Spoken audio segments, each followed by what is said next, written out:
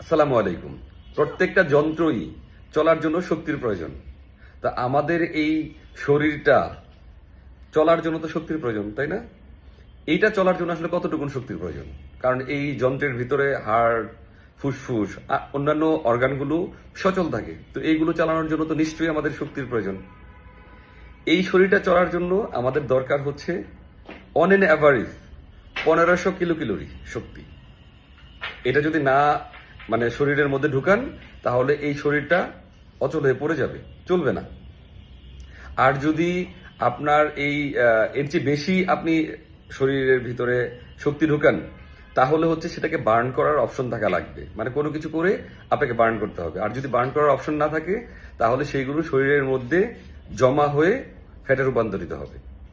আমি আপনাদেরকে জানিয়ে দিব প্রত্যেক দিন কোন খাবারে কি পরিমাণ শক্তি থাকে, আর সেইগুলোকে বার্ন করতে হলে কতটুকুন আপনাকে হাঁটতে হবে। সাথেই থাকুন। ধন্যবাদ।